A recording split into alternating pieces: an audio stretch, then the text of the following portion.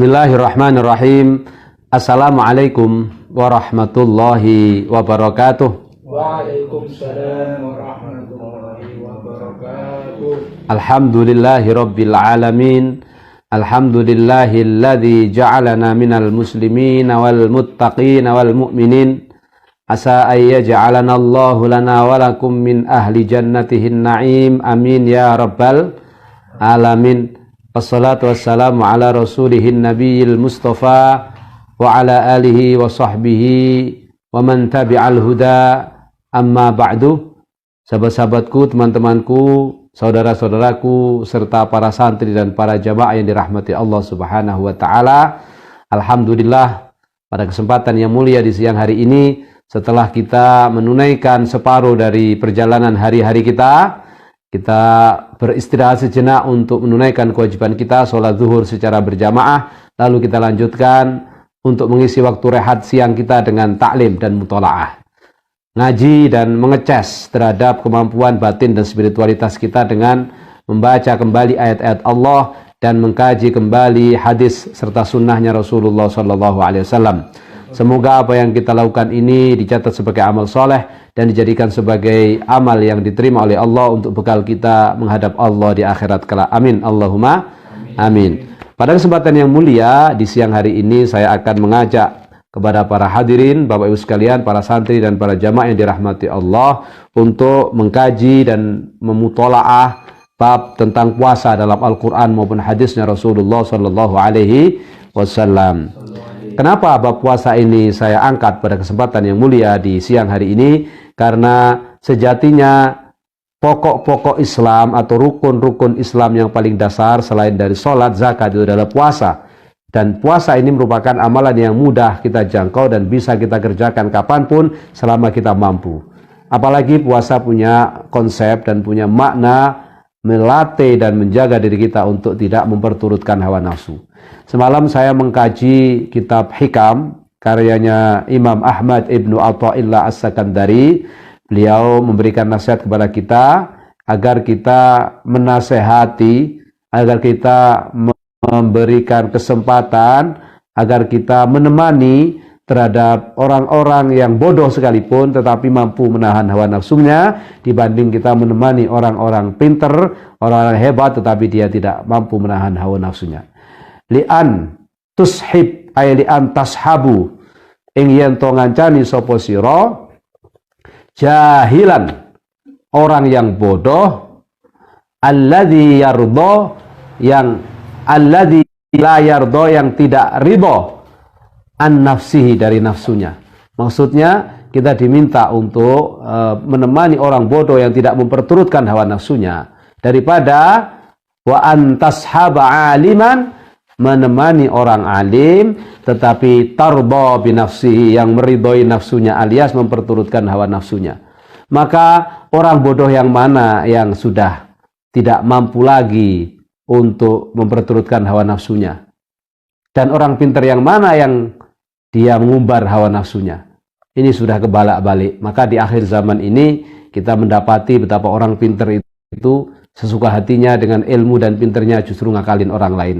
Artinya dia tidak memperturutkan hawa nafsunya itu untuk kebaikan tetapi untuk membuat kerusakan. Sebaliknya banyak orang yang bodoh, pasrah ya, tetapi dia mau mengekang dan tidak memperturutkan hawa nafsunya untuk ikut-ikutan. Meskipun kita juga melihat ada orang bodoh yang ikut-ikutan seperti buih di lautan. Ikut ke kanan, ikut ke kiri, hanya bermodalkan misalnya kalimat takbir, padahal tidak tahu persoalannya seperti apa. Na'udzubillahi min dzalik. Maka melalui nasihat Ibnu Atha'illah As-Sakandari, bagaimana pentingnya kita menjaga hawa nafsu agar tidak kita perturutkan. Bagi orang alim yang memperturutkan hawa nafsunya, sungguh ia telah menjadi bodoh. Sebaliknya bagi orang bodoh yang tidak memperturutkan hawa nafsunya, ia pun akan menjadi alim, ia pun akan menjadi ngerti. Tentu bukan alim dalam arti zahir, alim dalam arti batiniyahnya. Kalau alim dalam arti zahir tentu alaika bit ta'allum, kita harus belajar. Maka puasa inilah cara terbaik untuk kita mampu melakukan upaya-upaya yang terbaik dalam rangka mencegah hawa nafsu. Apa makna puasa itu sejatinya? As-siyamu fil lughah yutlaqu ala tarki syai'. Puasa itu dalam arti lughawi, dalam arti bahasanya adalah pokoknya meninggalkan segala sesuatu. Jadi artinya saum atau asyam itu dalam arti bahasanya meninggalkan segala sesuatu. Atau al-imsak wal kafu anhu, atau mencegah dan menghilangkan dari segala sesuatu apa yang dia tidak sukai. Kalaman kana au ta'aman au nikahan. Apakah imsak dari berbicara, kalam, atau ta'aman dari makan dan minum, au nikahan atau menggauli, menghubungi istri-istri kita. Jadi puasa dalam arti lugha itu adalah meninggalkan segala sesuatu atau mencegah dari kita berbicara, kita dari makan minum, dan dari menggauli atau menghubungi istri kita. Itu lughawi. Maka dalilnya jelas kenapa makna puasa seperti ini, sebagaimana difirmankan oleh Allah Subhanahu wa taala yang menceritakan tentang kehebatan dan kemuliaan Sayyidah Maryam. Sayyidah Maryam ini adalah ibunya Nabi Isa alaihi salam. Apa firman Allah dalam surat Maryam ayat yang ke-26? A'udzubillahi minasyaitonir rajim. Inni nazartu lirrahmani shauma falan ukallimal yauma insiya.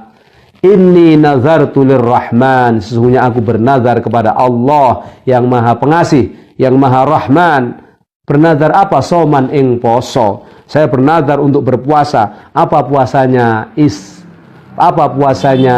ibunya Nabi Isa alaihissalam atau Siti Maryam? Falan ukallimal yauma insiya. Mulai detik ini, besok dan seterusnya saya tidak akan berbicara. Falan ukallima al yauma ing dalam dina iki insiya, dengan menungso dengan manusia yang lainnya. Jadi sejak itu beliau berpuasa tidak mau ngomong. Ternyata ini related atau punya koneksi dengan ajarannya Rasulullah SAW. Ya, salamatul insan fi hifdzil lisan. Selamatnya manusia itu dalam kemampuannya menjaga lisannya. Orang muslim dan mukmin sejati, al-muslimu man salimal muslimuna min lisanihi wa yadihi. Riwayat ukhra, al-muslimu man salimal muslimuna fi lisanihi wa yadihi. Jadi orang muslim sejati adalah orang yang terselamatkan dari muslim lainnya dari lisannya dan tangannya. Maksudnya apa? Tidak pernah tersakiti dan disakiti dari lisannya, tidak pernah menyakiti, tersakiti dan disakiti dari tangannya atau kekuasaannya atau kemampuannya. Itulah muslim sejati. Maka puasa ini adalah upaya kita untuk bagaimana menahan, melatih imsak dari segala sesuatu yang kemudian akan menjerumuskan kita ke dalam kehinaan. Terus makna siam secara syar'i apa? Dalam kitab Al-Burhan fi Syu'abil Iman ini disebutkan wasiyamu fi syar'i huwal imsaku 'anil muftirati biniyatin min ahlihi min tulu'il fajri ila ghurubis syamsi. Puasa secara syar'i atau secara syariat Islam itu adalah mencegah dari perkara-perkara yang membatalkan ibadah puasa dengan niat yang khusus dari orang yang ingin berpuasa, ay biniyatin makhsusah kalau dalam kitab yang lain. Kalau dalam kitab ini biniyatin min ahlihi. Mulai kapan orang yang berpuasa itu harus mencegah dari perkara yang membatalkan ibadah puasa dengan niat yang khusus? Dari sahibun niat, dari orang yang mau berpuasa, min tulu'il fajri, dari meletai fajar, dari ketika waktu subuh datang, ya, ila ghurubis syamsi, sampai tergelamnya atau tenggelamnya matahari. Jadi puasa itu pokoknya kita mencegah perbuatan yang membatalkan ibadah puasa dari meletai fajar sampai tenggelamnya matahari atau waktu maghrib. Apa saja yang membatalkan puasa? Nah, dalam kitab fikih itu banyak sekali diurai, ya. Dalam hadisnya Rasulullah SAW juga diuraikan, ya. Lalu kemudian didetailkan dalam kitab fikih, alladzi yuftirus shaum, atau perkara yang membatalkan puasa, aymin muftiratis shaum, dari perkara-perkara yang membatalkan puasa itu antara lain, ya, al-akl wasyurb wal jima', ya, makan, minum dan jima'. Turunannya misalnya, ya, memasukkan barang ke dalam lubang-lubang yang ada dalam anggota badan kita, ya, lisan kita, hidung kita, telinga kita. Kalau bil amdi, dengan sengaja, batallah puasanya. Selain dari yang pokok tadi tiga, ya, al-akal wasyurb wal jima'. Akal makan, syurub minum, wal jima' dan menggauli istri kita. Selain itu apa? Ternyata dalam kitab-kitab yang lain berdasarkan hadis Rasulullah Shallallahu Alaihi Wasallam, ada puasa kita secara syar'inya benar, kita tidak memasukkan apa-apa, tetapi orang itu dianggap batal pahala puasanya karena tidak mampu menahan hawa nafsunya. Hadis Rasulullah Shallallahu Alaihi Wasallam mengingatkan kepada kita, kam min shaimin laisa lahu min siyamihi illal ju' wal atash.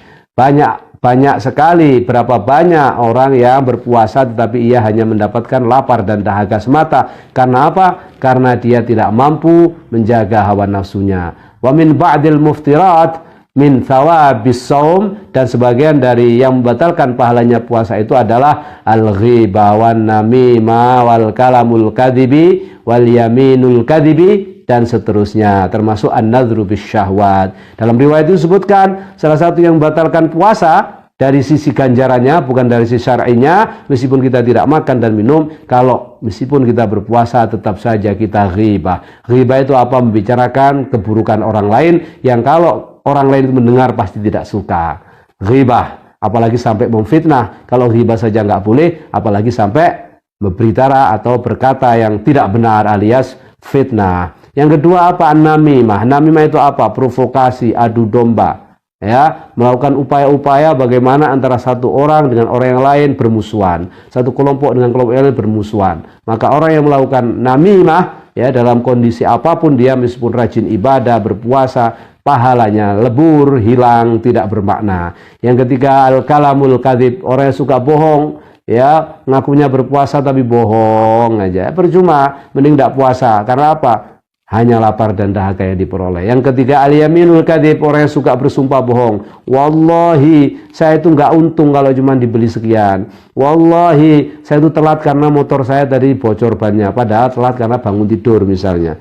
Sampai bersumpah-sumpah menggunakan nama Allah, tetapi dia tidak komitmen, alias tidak berupaya untuk memenuhinya dengan sebaik-baiknya. Justru dijadikan tameng dengan menggunakan kalimat-kalimat qasam. Dan itu kalau kita ngaji, orang yang bersumpah dengan wallahi dan sengaja, kemudian dia melanggarnya, ya, hanya untuk main-main, wajib hukumnya dia untuk berpuasa 3 hari. Kalau tidak, nanti di akhirat akan ditagih. Na'udzubillahi min dzalik. Yang terakhir an-nadhru bisyahwat.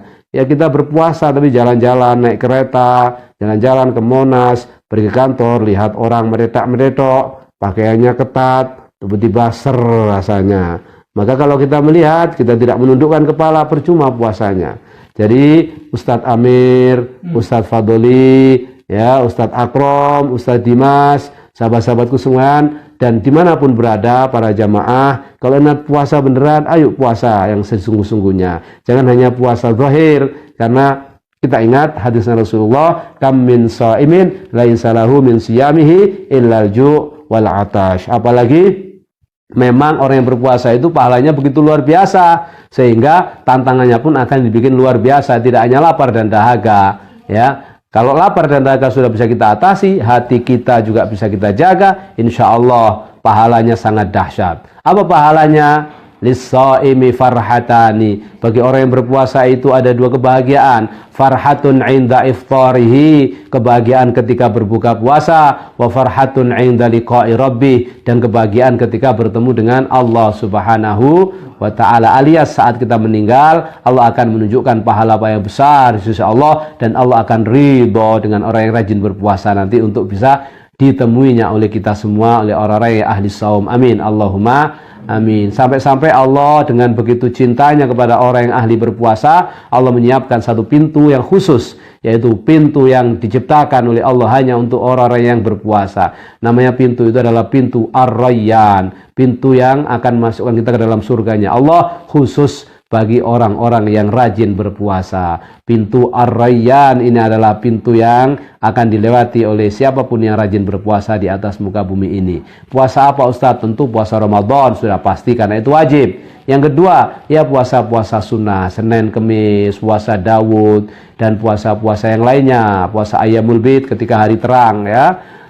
13, 14, 15 atau 14, 15, 16, monggo. Atau fi awali syahr wa fi akhiriha, atau puasa ayyamus sud atau ayyamul aswad, hari-hari gelap, ya, tanggal 30, atau akhir bulan, atau tanggal 1 awal bulan. Jadi kalau orang yang rajin puasa, puasanya bisa awal bulan, pertengahan bulan, akhir bulan, Senin Kemis, plus puasa Daud. Wah, itu kalau dikerjakan sudah luar biasa. Tapi kalau tidak kuat, ya jangan dipaksa, namanya puasa sunnah. Yang penting badan kita sehat, ibadah kita lancar, sholatnya berjamaah, ditambah wirid dengan baik, berbuat baik pada orang lain, membantu siapapun yang membutuhkan. Insya Allah hidup kita berkah dunia dan akhirat. Amin. Allahumma.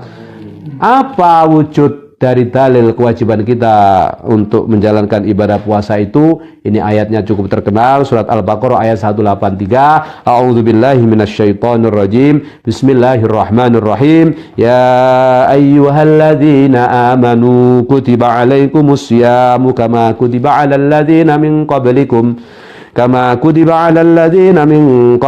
la'allakum tattaqun. Wahai orang-orang yang beriman, kutiba maknanya furido, difardukan. Kutiba diwajibkan alaikum atas kalian semua apa asyamu puasa, sebagaimana kama kutiba diwajibkan alal ladzina min qablikum atas orang-orang yang sebelum kalian, umat-umat sebelum kita, umatnya Nabi Isa, Nabi Musa, Nabi Dawud, Nabi Sulaiman, Nabi Ibrahim. Terus itu juga ada kewajiban berpuasa. Hanya caranya mungkin berbeda, wallahu a'lam bishawab. Tetapi semua sama-sama diwajibkan berpuasa. Kenapa mereka diwajibkan berpuasa? Karena berpuasa itu adalah cara terbaik untuk mengekang hawa nafsu dan cara terbaik kita untuk melawan hawa nafsu. Maka kalau sudah diwajibkan atas orang sebelumnya, apa tujuan puasa? La'allakum tattaqun, agar kalian semua menjadi orang-orang yang bertakwa. Siapa orang yang bertakwa itu? Ayat Al-Quran banyak. Orang yang bertakwa itu intinya adalah orang yang mampu melakukan upaya balancing, melakukan upaya penyeimbangan. Orang yang bisa menjaga dalam hidupnya hubungan dengan Allah dan hubungan dengan sesama makhluk Allah. Jadi muamalah dengan Allah luar biasa. Sholatnya, ibadahnya, puasanya, zakatnya, semua oke. Ibadahnya dengan sesama manusia, berbuat baik, tidak menyakiti, dan seterusnya, semua oke. Itulah orang yang bertakwa. Maka dalam surat Al-Baqarah yang disebut dengan muttaqin adalah alladzina yu'minuna bil ghaibi wa yuqimunas salata wa mimma razaqnahum yunfiqun. Ulaika ala hudam min rabbihim wa ulaika humul muflihun. Yang pertama, orang yang bertakwa itu adalah alladzina yu'minuna bil ghaib, artinya hubungan sama Allah harus oke. Yang kedua apa? Setelah ghaib, ya, setelah kita berhubungan dengan Allah secara oke, dengan malaikat-malaikat Allah, dengan semuanya, para yang ghaib kita beriman.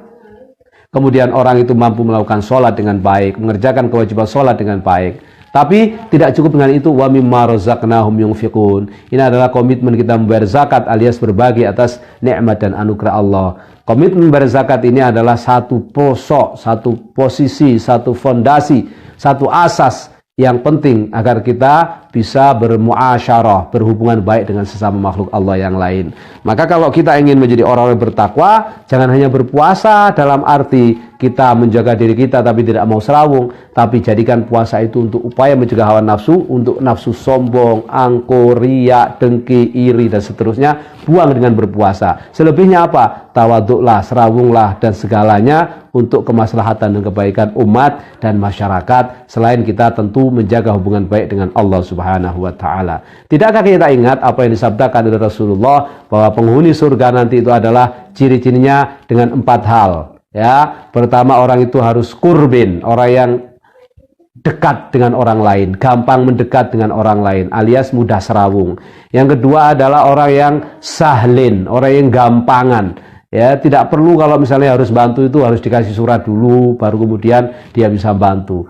Tanpa kasih surat pun kalau ada yang membutuhkan bantuan kita bantu. Kurbin, sahlin, sekaligus yang pertama dan kedua adalah orang yang selalu hayyin. Hayyin itu adalah orang yang selalu lembut hatinya, kemudian gampang sumele, sumringah, wajahnya penuh senyum, tidak penuh dengan keangkeran. Yang ketiga, yaitu yang kedua setelah hayyin adalah layyin. Layyin itu adalah orang yang layyinun itu lembut, layyinun itu hatinya itu rencah, enaan, hatinya itu layyinun itu lembut. Apa layyin itu? Lunak hatinya itu, Masya Allah. Jadi ciri-ciri, tanda-tanda kalau kita penghuni surga atau tidak itu 4 ini. Kalau kita hayyinun, layyinun, kurbun, wasahlun.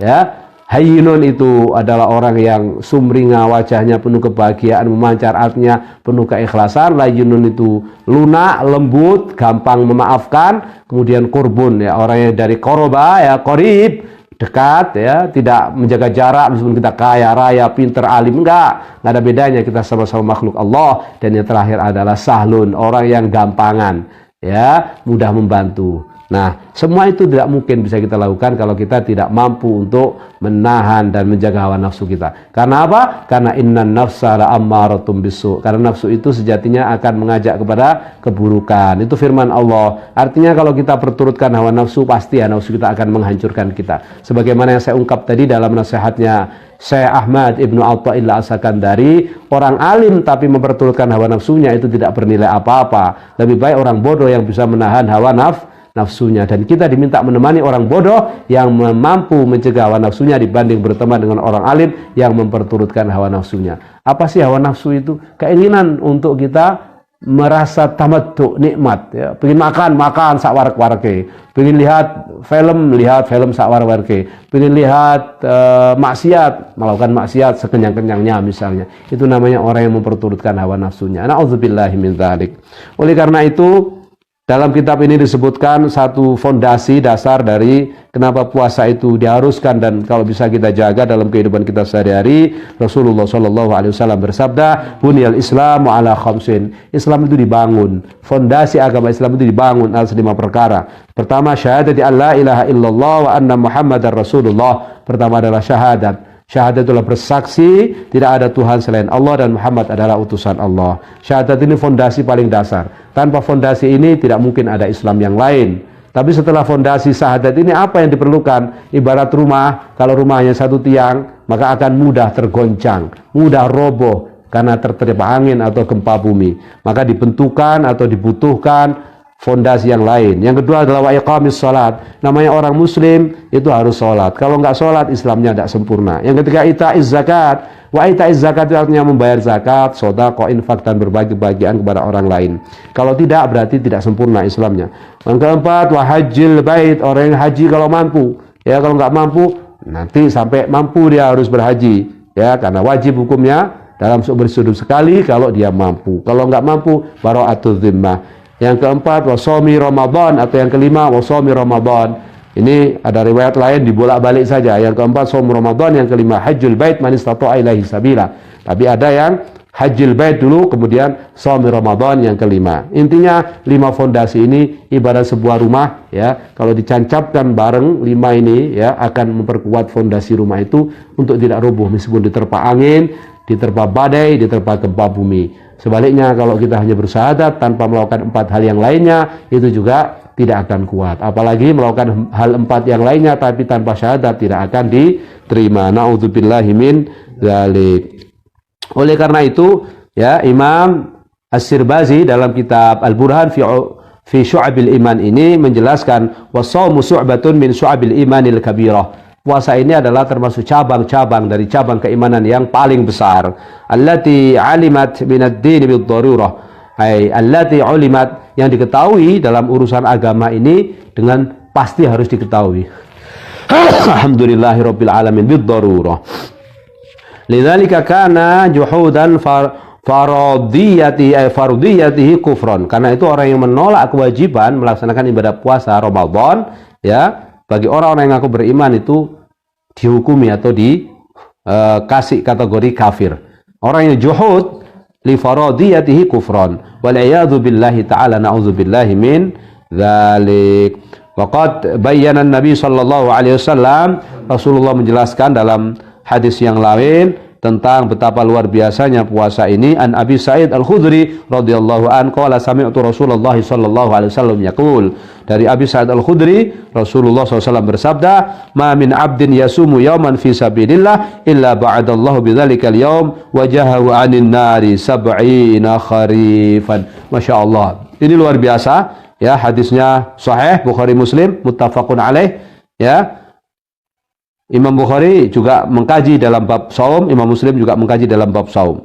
Apa yang disampaikan oleh Rasulullah yang diriwayatkan oleh Sa'id Al-Khudri, barang siapa ma min abdin, tidak ada seorang hamba yasumu yang berpuasa yauman dalam satu hari, Misalnya besok hari Kamis kita berpuasa, ya, puasanya fisabilillah, ya, di jalan Allah puasanya. Puasanya tidak niat puasa lalu tidur aja, tetap bekerja. Kalau mau mencari nafkah, ya mencari nafkah, mengajar ya mengajar. Kalau pas jihad berperang ya berperang. Kecuali orang yang berpuasa demikian itu, ba'adallahu bidzalikal yaum, Allah akan menjauhkan di hari itu wajahahu, dari wajahnya dia itu, anin nari, dari api neraka. Berapa lama, berapa jauh dia dijauhkan dari siksa api neraka dan dari api neraka kalau orang berpuasa karena Allah, tetap mengerjakan aktivitas yang biasa, tidak malas, tidak ngalem, tidak tidur-tiduran, ya, sab'ina kharifan, ya, dia dijauhkan 70 kharifan. Kharifan itu ukuran zaman dulu, ya, katakan 70 kilo lah gitu. 70 apa? Jauh sekali kan berarti. Masya Allah. Wa an Abi Hurairah radhiyallahu an qala Rasulullah sallallahu alaihi wasallam. Abi Hurairah meriwayatkan satu hadis dari kanjeng Nabi Muhammad sallallahu alaihi wasallam. Kanjeng Nabi dawuh, kullu amali bani Adam yudha'af. Setiap amalnya anak Adam selalu dilipat gandakan. Al hasanatu asru amsalihha ila sab'i mi'ati dhifin. Kebaikan yang dilakukan, ya, itu sudah bisa diukur, ya, mulai dari satu kebaikan itu dibalas dengan 10 kebaikan sampai 700 kebaikan kali lipat, ya. Tapi khusus untuk berpuasa lain. Qala Allah azza wa jalla, Allah Subhanahu wa taala berfirman dalam hadis qudsi, berarti illas sauma, kecuali puasa. Puasa itu ukuran pahalanya tidak ditentukan apakah 10, 20, 50, 70 atau berapa. Karena apa? Hanya Allah Subhanahu wa taala yang akan membalasnya. Fa innahu mongko setune poso iku li keduwe ingsun, wa analan utawi ingsun Allah ajzi bakal bales bi kelawan ganjarane poso mau maring man sing gelem poso. Ya da'u syahwatahu wa ta'amahu min ajli. Wong mau padha ninggalaken syahwat-syahwatnya lan panganane, ngombene, jimae kabeh ditinggalkan min ajli, karena saya, kata Allah Subhanahu wa taala. Lis-shaimi farhatani, lis-shaimi ketuwe wong kang poso iku farhatani ana rong kebahagiaan. Farhatun nomor 1, seneng bahagia inda fitrihi ay iftarihi, seneng nalikane waktune buka. Wa farhatun lan seneng inda liqa'i rabbih, nalikane ketemu Gusti Allah. Walil khulufu fi adyabun indallahi min rihil misk. Walil khuluf lan ababe wong kang poso mau, ya, fihi ing dalem wong kang poso ing dalem saum iku atyabun luwe wangi, ya, indallahi munggu Gusti Allah, min rihil misik, saking ambune minyak misik. Ini jangan salah paham. Kalau kita ngaji dalil ini kemudian katanya ababnya orang yang berpuasa itu lebih wangi daripada minyak misik. Coba sini ababmu saya bauin, katanya gitu. Nah kalau gitu pasti ya kamu salah, kamu bukan Tuhan, kamu masih manusia, mesti ababnya orang poso ya basin. Makanya kita tetap disuruh menjaga gigi kita dengan siwak, dengan sikatan setelah kita sahur misalnya. Tetapi kalau ba'da zawal, setelah tergelincir matahari dari tengah-tengah alias ba'da zuhur, makruh saat kita membersihkan gigi kita. Itu demikianlah dalam kajian ilmu fikih. Tetapi kamu harus ingat bahwa yang disebut atyab itu lebih wangi, lebih bagus itu indallah, di sisi Allah. Jadi ababmu di sisi Allah itu jauh lebih wangi dibanding minyak misik kalau orang yang berpuasa. Tapi kalau di sisi manusia, apalagi manusia yang ingkar, yo baunya Masya Allah, namanya orang nggak sikatan, orang nggak makan, gitu, perutnya juga keroncongan. Tapi di sini bunyi dari hadisnya adalah walal khuluf ay wal khulufu fihi atyabun indallah. Garis bawahi, atyabun indallahi min rihil misik. Ini juga hadisnya sahih Bukhari Muslim alias muttafaqun alaih. Wa fi riwayatin as-siyamu junnatun. Dalam riwayat yang lain Rasulullah bersabda, puasa itu adalah junnah, tameng.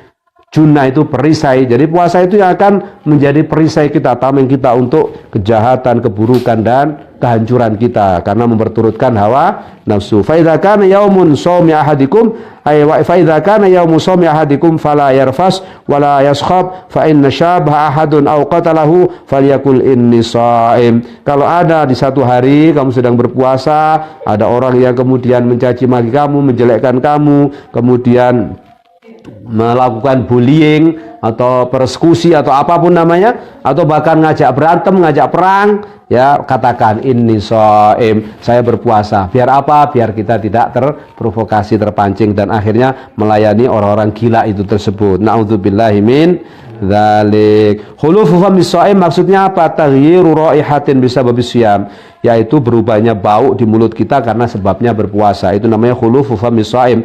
Junnah ay wiqayah yarfas ar-rafas as-safah wa fahishul kalam, kalimat-kalimat yang kotor. Wa an Sa'id ibnu Sa'id radhiyallahu anhu qala Rasulullah sallallahu alaihi wasallam, dalam hadis yang lain kanjeng Nabi Muhammad sallallahu alaihi wasallam dawuh, inna fil jannati baban yuqalu lahu rayyan, sesungguhnya di surga itu ada pintu yang disebut dengan atau diberi nama dengan pintu ar-rayyan, yadkhulu minhu as-shaimun, hanya masuk orang-orang yang lewat dari pintu itu adalah orang-orang yang rajin berpuasa. Yaumal qiyamati la yadkhulu ma'ahum ahadun, yaitu pada hari kiamat nanti. La yadkhulu ma'ahum ahadun, tidak akan masuk orang-orang yang selain tidak rajin berpuasa.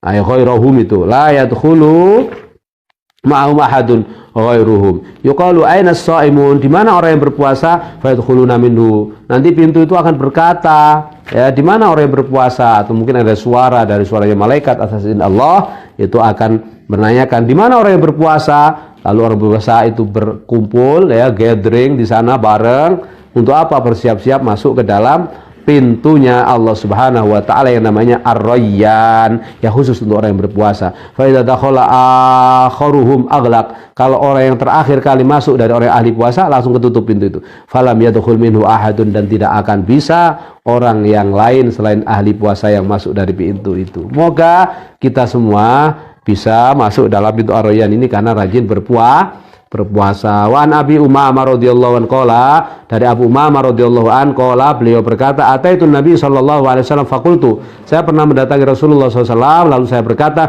ya Rasulullah, wahai kanjeng Nabi Muhammad sallallahu alaihi wasallam, murni bi amrin yang fa'unillahi bihi, perintahkanlah kepadaku dengan perkara atau perintah yang bisa memanfaatiku karena izin Allah dengan amalan itu. Qala alaika bis-shaum, maka kerjakanlah berpuasa, abadikanlah berpuasa, dawamkan berpuasa, kata Rasulullah ketika menasihati Abi Umamah. Fa innahu la mithla lahu, karena sungguhnya puasa itu tidak ada pahala, tidak ada ganjaran yang serupa dengan pahalanya puasa. Rawahu Imam Nasa'i. Wa qad dzakara Nabi sallallahu alaihi wasallam fadlu syahri Ramadan, sesungguhnya kanjeng Nabi Muhammad sallallahu alaihi wasallam telah menyebutkan pahala fadilahnya bulan suci Ramadan. Wa kana tahu fid din, dan posisinya dalam agama. Wa maka tahu fid din wa huwa afdhalus syuhur, yaitu sebaik-baiknya bulan, wa adhamuha, dan seagung-agungnya bulan. Wa qad iftaradallahu siyamahu ala khairil anbiya, sungguh Allah Subhanahu wa taala telah memfardukan untuk berpuasa pada bulan suci Ramadan terhadap sebaik-baiknya nabi, ay khatamul anbiya wal mursalin,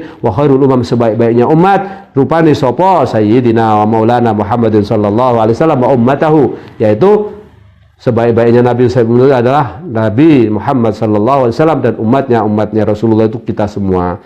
An Abi Hurairah radhiyallahu an, dari Abi Hurairah radhiyallahu an, Rasulullah SAW bersabda, qala Rasulullah sallallahu alaihi wasallam, idza kanat awwalu lailatin min Ramadan suddifatish syayatin wa maradahul jin wa ghallaqat abwabun nar falam yuftah minha babun wa futihat abwabul jannah falam yughlaq minha babun wa nada munadin ya baghiyal khair, ya baghiyal khair aqbil, wa ya baghiyal syarr aqsir, wallahu utqa, walillahi utqa minan nar, walillahi